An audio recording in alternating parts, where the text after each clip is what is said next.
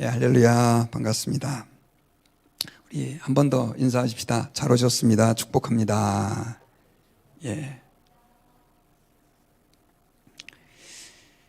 기도는 원래 불편하게 하는 겁니다. 그래서 제가 그 생각을 해봤어요. 왜 금요일 날 이렇게 기도회를 하나?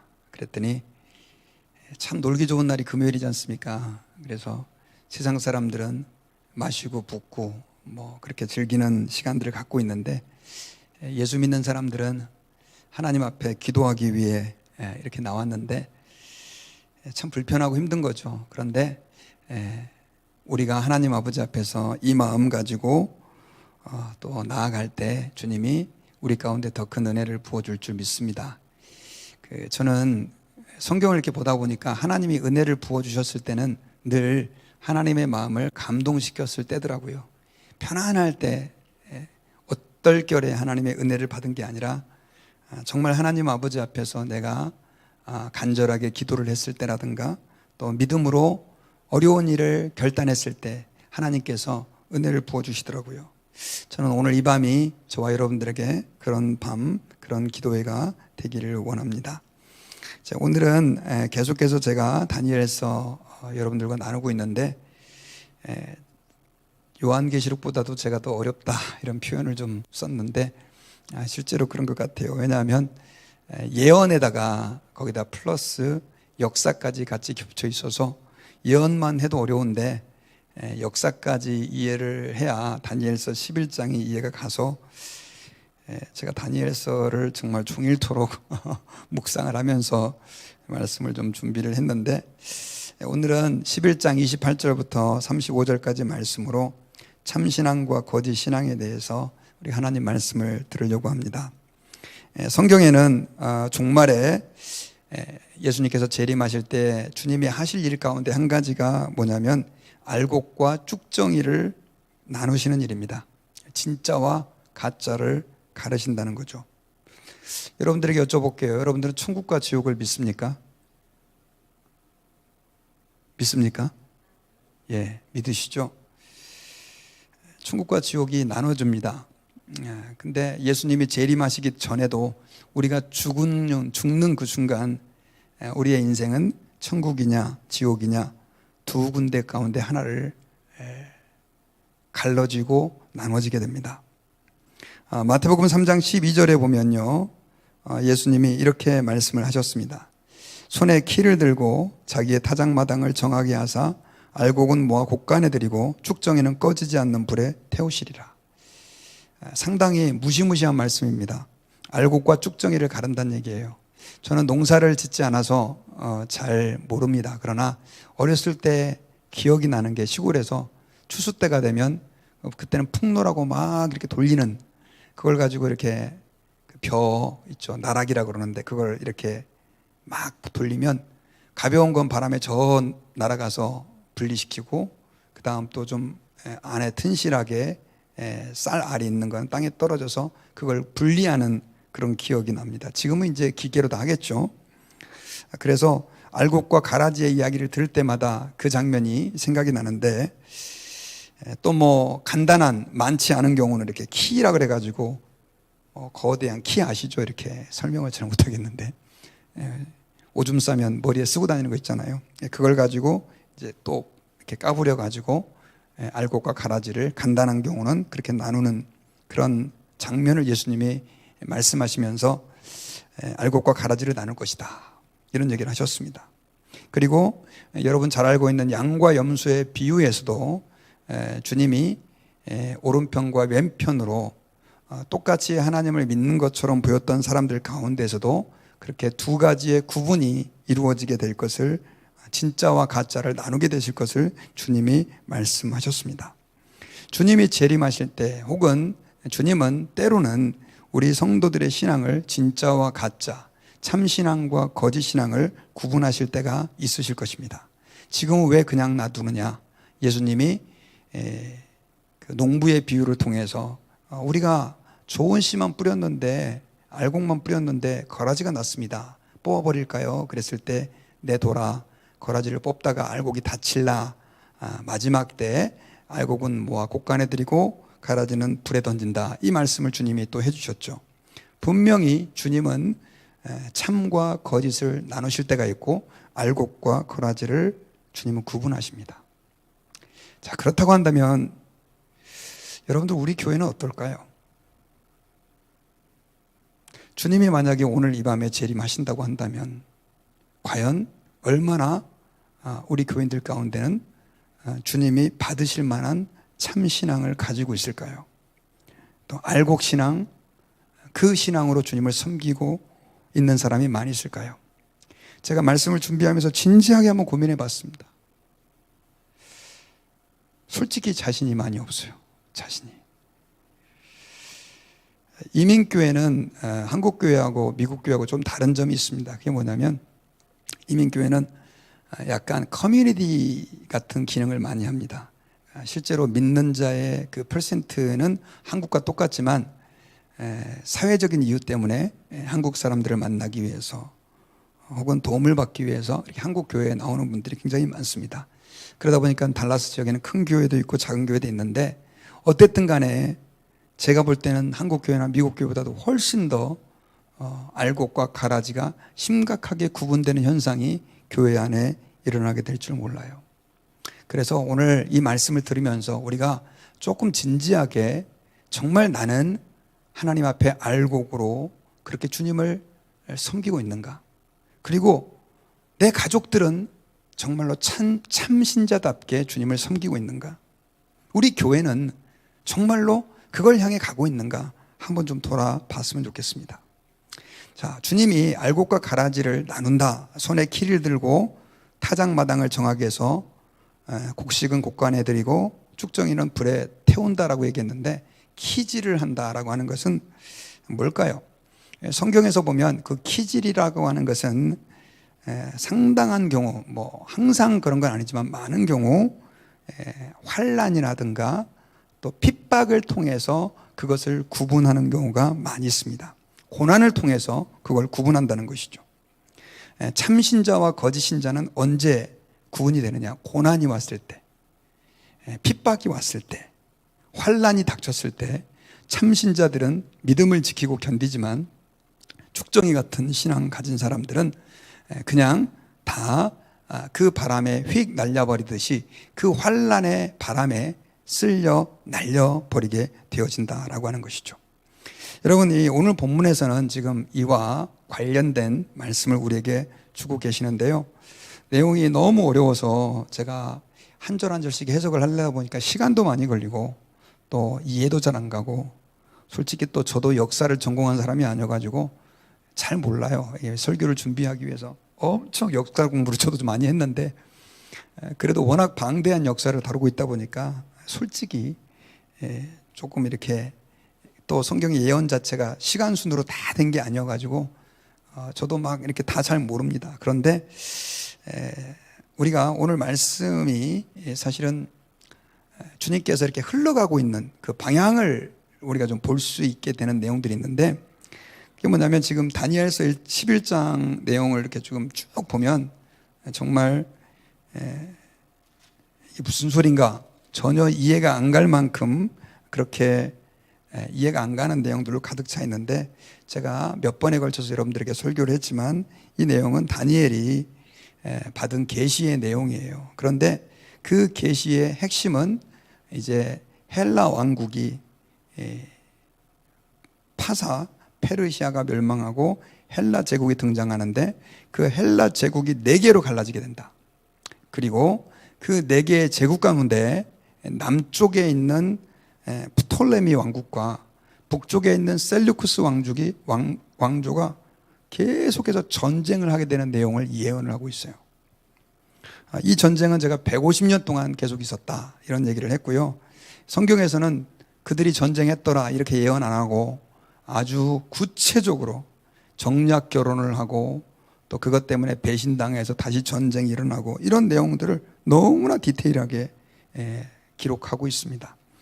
그래서 제가 그런 내용들을 여러분들에게 많이 말씀을 드렸는데 그런데 그 내용을 통해서 이 다니엘서 11장에서 하고자 하는 얘기가 있어요.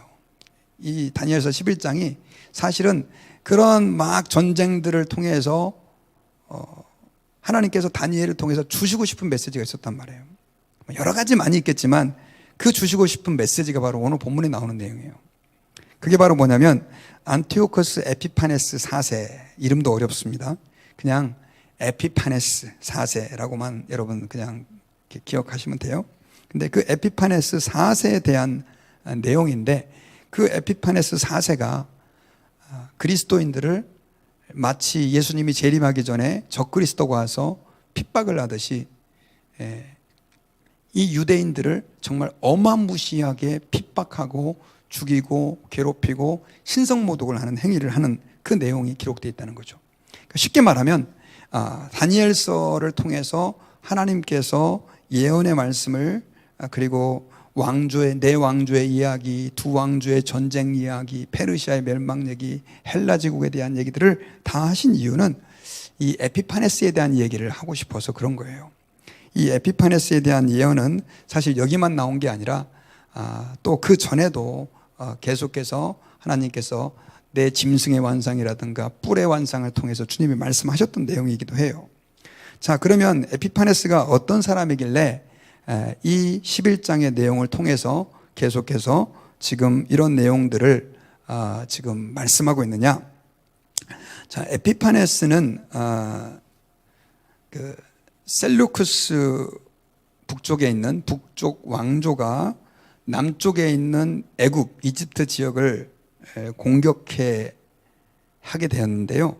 그때 거기에 로마가 개입을 해요. 로마가 개입을 해가지고 결국 그 전쟁에서 아주 대패를 하게 됩니다. 북쪽이 로마에 의해 대패를 하고, 그리고 나서 그 전쟁으로 인해 가지고 로마와 북쪽 그 셀루쿠스 왕조가 조약을 맺게 됩니다.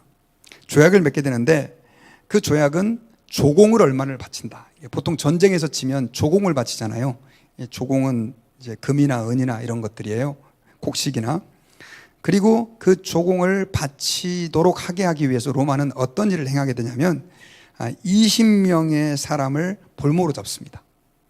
그 옛날 우리 사극 같은 데 보면 꼭 그런 얘기 나오잖아요. 그런데 20명을 볼모로 잡았는데 그 가운데 한 사람이 누구냐면 당시 왕자라고도 볼 수 있죠. 조금 이제 직접적인 왕위 계승자는 아니었는데 왕자였던 에피파네스가 볼모로 로마에 끌려갑니다. 그렇게 해서 13년간을 볼모로 생활을 하게 되는데, 이 에피파네스는 굉장히 계략이 뛰어난 왕이었습니다. 사람이었었어요. 그래서 그 로마의 볼모로 잡혀 있는 기간 동안 머리를 써가지고 그 당시 왕의 1순위 계승자였던 그 왕세자를 로마에 오게 하고 자기가 돌아갑니다. 굉장히 머리를 잘 쓴 거죠. 그리고 2순위 왕이 계승자였던 조카를 죽입니다. 그렇게 하고 결국은 왕이 된 사람이 누구냐? 에피파네스 4세입니다. 이제 21절에 보면 그런 내용이 나왔는데, 또 그 왕위를 이을 자는 한 비천한 사람이라 나라의 영광을 그에게 주지 아니할 것이나 그가 평안한 때를 타서 속임수로 그 나라를 얻을 것이다. 이렇게 기록되어 있는데, 바로 안티오코스 에피파네스가 왕위를 얻는 그 내용에 대한 부분이에요. 그리고 나서 이제 또 계속해서 전쟁이 일어나게 되는데, 어떻게 이제 성경에는 어떤 전쟁들이 나오냐면, 애굽이 그 특별히 이름이 필로메토르라고 하는 사람인데, 이 왕이 이제 안티오코스가 왕이 되었을 때 어떤 생각들을 하게 되냐면, 우리나라가 너무 북쪽한테 땅을 많이 뺏겼으니까 되찾아야 되겠다 해가지고 다시 전쟁을 합니다.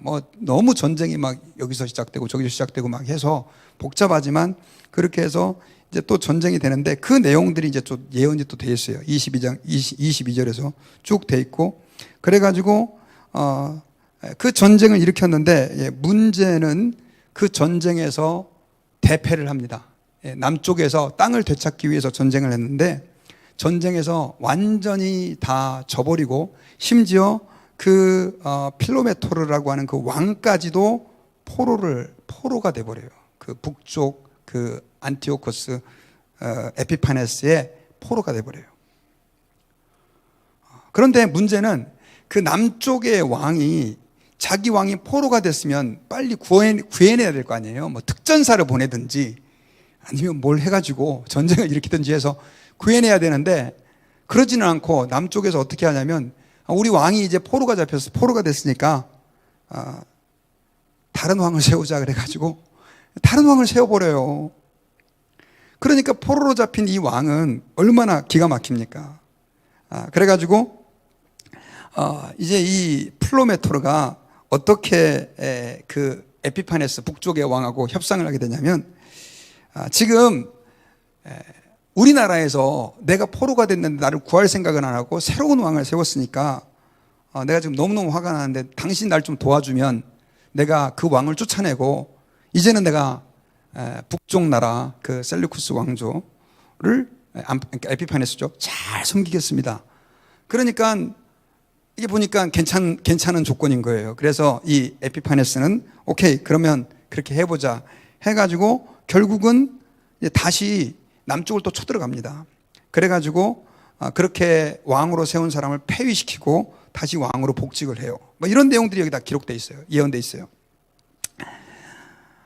그런데 문제는 그렇게 충성을 맹세했던 그 필로메토르가 왕이 되고 나니까 화장실 들어갈 때하고 나올 때하고 생각이 다른 것처럼 결국은 어떻게 돼요? 마음을 완전히 바꿔버려요.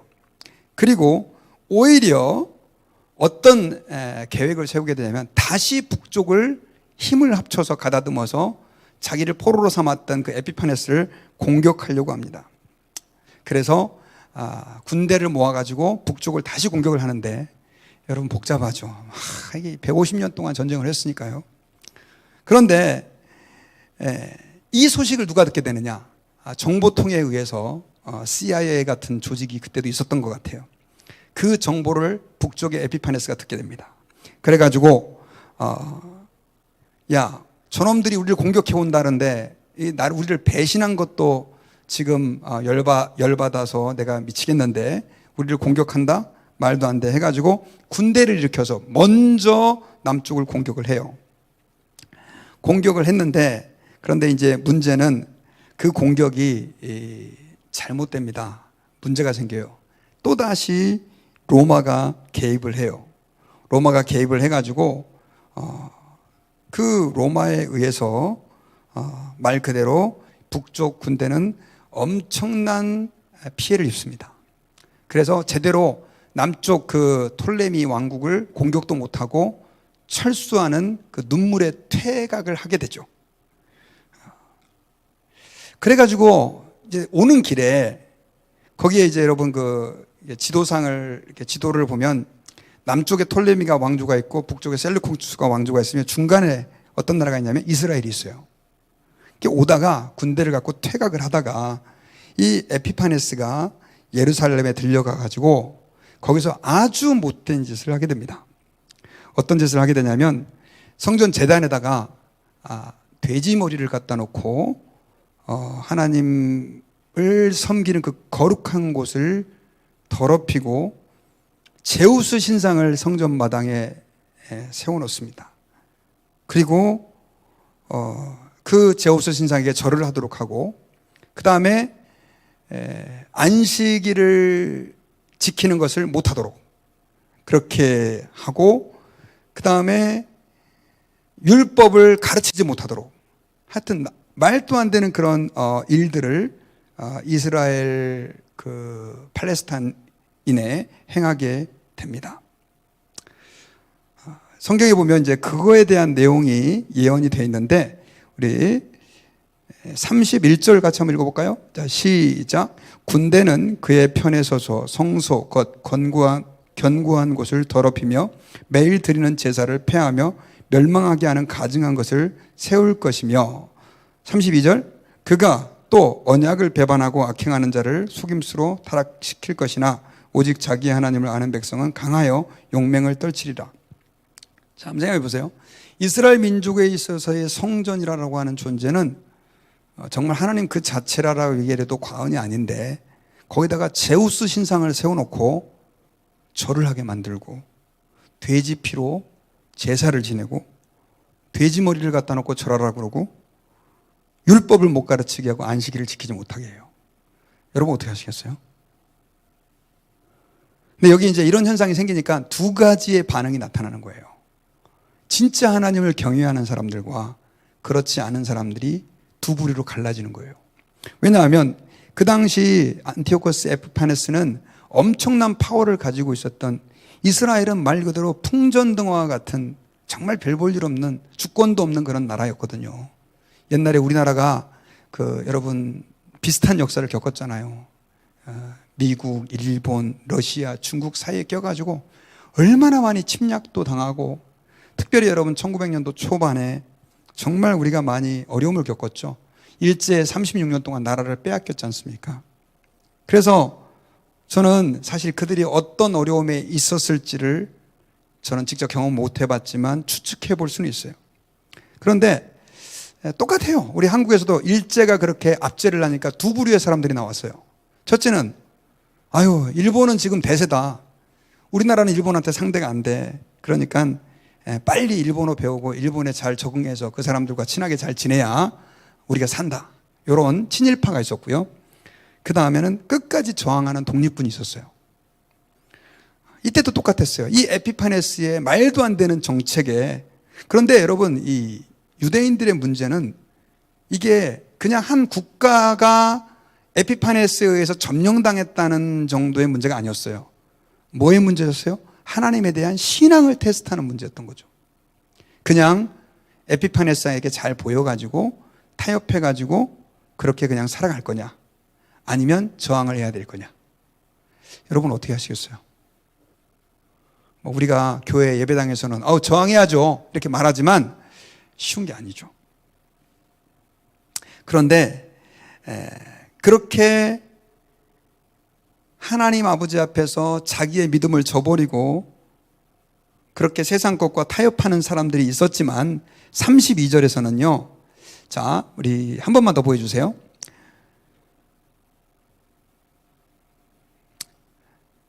오직 중간 부분, 자기의 하나님을 아는 백성은 강하여 뭘 떨치리라?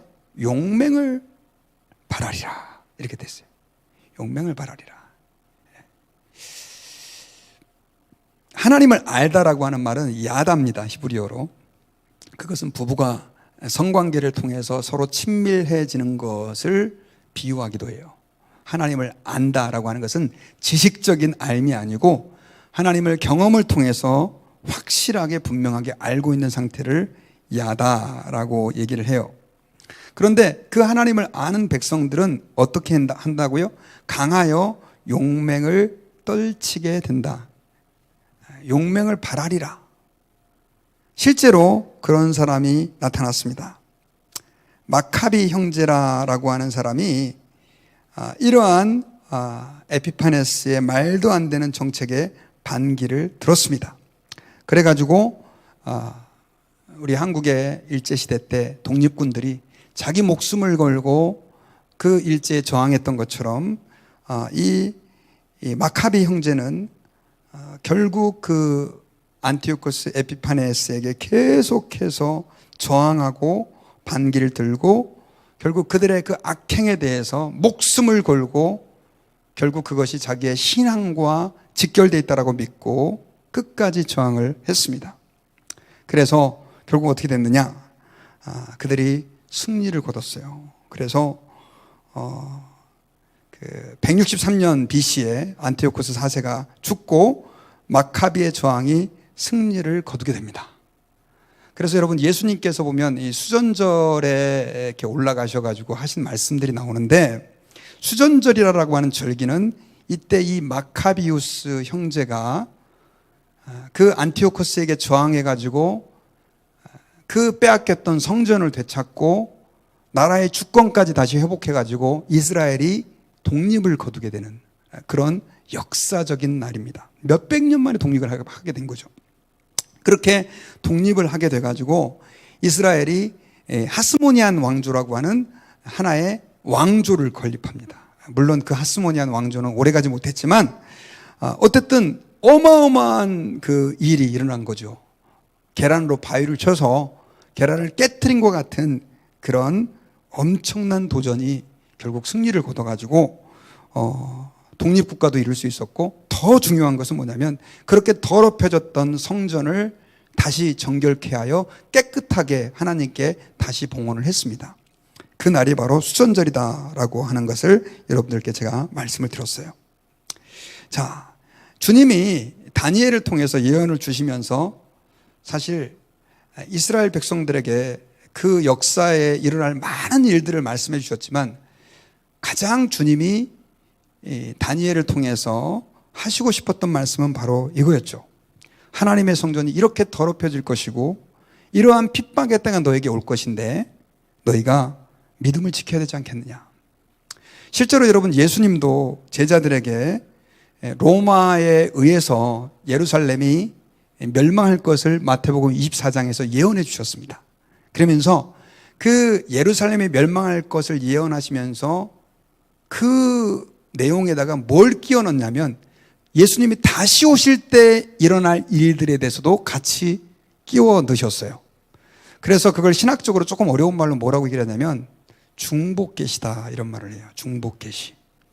좀 어려운 말인데, 자, 사실은 다니엘은 이스라엘 민족이 당하게 될 그 어려움과 환란을 예언했는데, 그 안티오코스 에피파네스에 의해서 실제로 그 일이 이루어지지만, 그 안티오코스 에피파네스의 그 성전을 더럽힌 사건은 종말에 나타나게 될 적그리스도의 또 그림자예요. 그리고 그것이 또 언제도 있었냐? AD 70년에 로마의 티토 장군에 의해서 예루살렘이 멸망할 때도 그런 일이 있었어요. 그러니까 지금 성경에서는 주님이 중복계시라고 하는 방법을 통해서 우리에게 계속해서 말씀하시는 게 뭐냐면, 언젠가 주님이 특별히 마지막 날, 또 그날이 아니라 할지라도 주님은 우리의 믿음을 저울질하는 때가 있다. 키를 가지고 알곡과 가라지를 구분하는 때가 있다라고 하는 것을 우리에게 말씀해 주세요. 제가 아까 에피파네스가 한 악행에 대해서 자세히 말씀을 안 드렸지만, 이 에피파네스는 그런 정책을 만들어 놓고요, 그 자기들의 정책을 따르지 않는 사람은 가차없이 다 죽였습니다. 얼마나 많이 죽였는지 몰라요.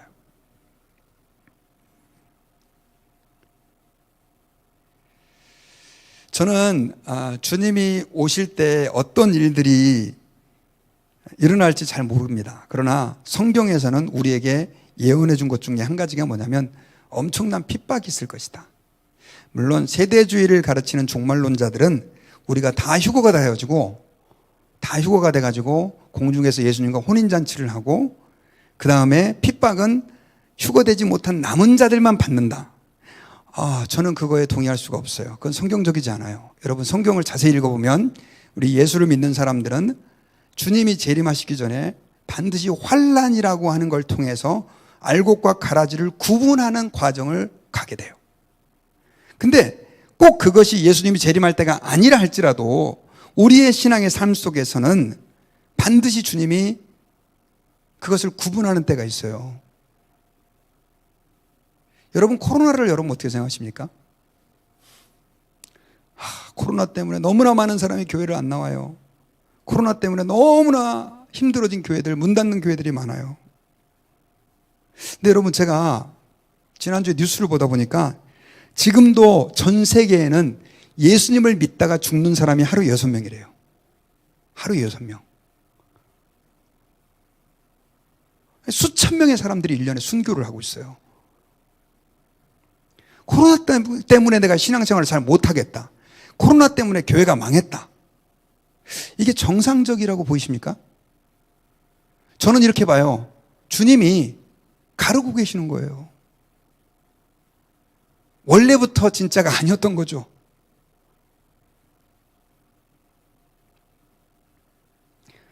우리는 전 세계에서 가장 자유로운 나라에 살고 있습니다. 미국이에요. 프리덤. 그리고 두 번째, 세 번째로 자유스러운 한국에서 살다가 왔습니다. 그래서 교회 나간다고 누가 나를 죽이거나 재산을 빼앗거나 감옥에 보내거나 그렇게 하지 않잖아요.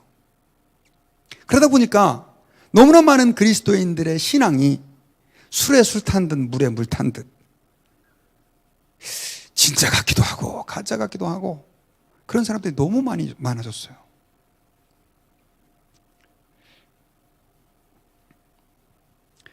여러분, 우리는 하나님 아버지 앞에서요, 진지하게 내 자신을 향해서 한번 물어봤으면 좋겠습니다.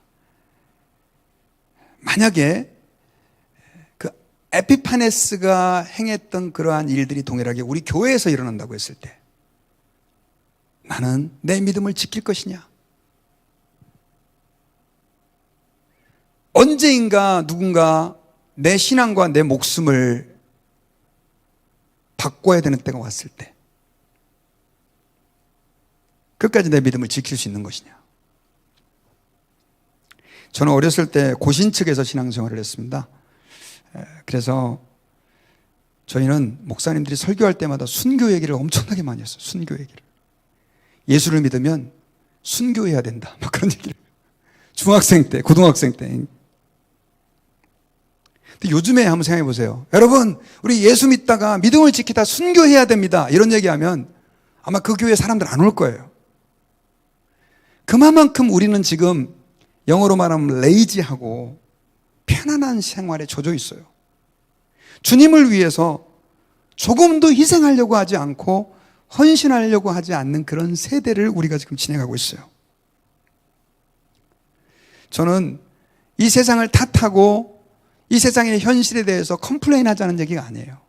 죄송하지만 그런다 그래서 사람이 바뀌어지지 않아요. 중요한 건 저는 내 자신이라고 믿습니다. 하나님 아버지 앞에서 과연 나는 어떤 믿음을 가지고 있는가? 오늘 말씀을 준비하는데 고린도전서 3장 10절부터 13절까지의 말씀이 생각이 났습니다.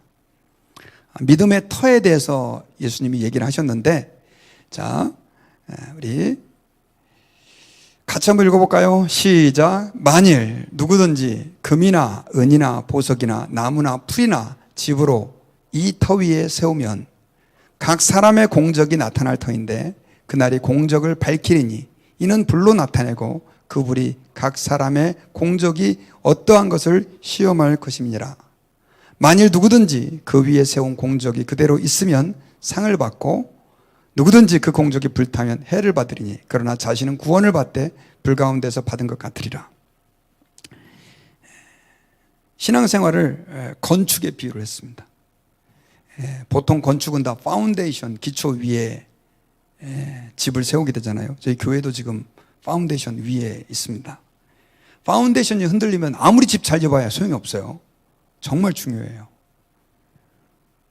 근데 성경에서 그 파운데이션, 기초는 예수님이래요. 그리고 그 예수 그리스도 위에 믿음의 터를 쌓는데 고린도전서에서는 두 종류의 사람이 있다는 거예요. 한 사람은 지푸라기 같은 거라 풀로 집을 짓는다는 거예요. 지푸라기나 풀은 굉장히 짓기가 편합니다. 그런데 어떤 사람은 금과 은과 보석으로 짓는다는 거예요. 근데 다 집이에요. 사실 여러분 풀로 지은 집도 나름대로 운치도 있고 괜찮습니다. 그런데 문제는 나중에 그 집을 불로 태워가지고 심판하는 날이 온다는 거예요. 불로 태우는데 지푸라기나 풀들은 그냥 획 타버리잖아요. 하지만 금과 은과 보석으로 된 집은 남아있지 않습니까? 주님이 지금 그걸 가지고 바울을 통해서 말씀하시면서 우리의 믿음도 주님이 그렇게 불로 연단할 때가 온다는 거죠. 언제냐고요? 주님 재림하실 때라고요? 일단은 주님이 언제 재림하는지는 몰라요. 오늘 예배드리다가 주님이 재림하실 수도 있어요. 또 주님이 재림이 좀 늦어진다 할지라도 내가 주님 앞에 부름받을 때가 있어요. 그래서 사실은 우리는 언제이든지 내가 주님 앞에서 주님이 불로 내 신앙을 테스트한다고 했을 때 과연 나는 무엇이 남아있는가 한번 생각해 봐야 되는 거죠. 키지를 했을 때 나는 과연 바람에 날아가는 겨와 같은 존재인가 알곡과 같은 존재인가. 저는 목사다 보니까 교회에 성도들이 좀 많았으면 좋겠습니다. 진짜 앉을 자리가 모자라가지고 한 9부 10부 예배를 드리면 좋겠어요. 그런데 그거는 사실 중요한 게 아닙니다, 여러분. 중요한 것은 성경에서는요, 얼마만큼 많은 사람이냐라기보다도 얼마만큼 진짜냐, 이걸 성경은 요구한다니까요. 얼마만큼 진짜냐. 저는 우리 교회 성도들이 다 진짜 성도, 알곡 성도들이 되었으면 좋겠습니다. 그럼 진짜 성도, 알곡 성도들은 어떤 사람이냐? 불에 타도 견디는 거예요. 그 환난 속에서도 내 믿음은 흔들리지 않는 거예요. 코로나가 아니라 코 할아버지가 와도 맨 믿음하고는 상관이 없는 거예요. 이번에 어떤 목사님이 그런 얘기를 하더라고요. 제가 강의를 들었는데, 그동안은 사람들이 교회만 그냥 나가면 신앙이 좋은 걸로 생각을 했대요. 그리고 봉사만 하면 내 믿음은 그래도 주님이 좀 인정해 주겠지, 이렇게 생각을 했대요. 그런데 코로나가 들이닥치니까 심지어 예배당에도 못 가고 봉사도 못 하고, 그러다 보니까 자기의 그 실체가 그대로 드러나는 거예요. 하나님과 퍼스널 릴레이션십, 개인적인 관계가 돼 있지 않은 사람은 다 쓰러지는 거예요. 다. 남들이 볼 때는 집사고 장로고 목사고 권사고 신앙이 있어 보이는데, 교회를 안 나고 못 가고 혼자 있게 되다 보니까 완전히 안 믿는 사람하고 똑같아지는 거예요. 코로나라고 하는 그 불이 걷어내는 거예요. 진짜 믿음과 가짜 믿음을.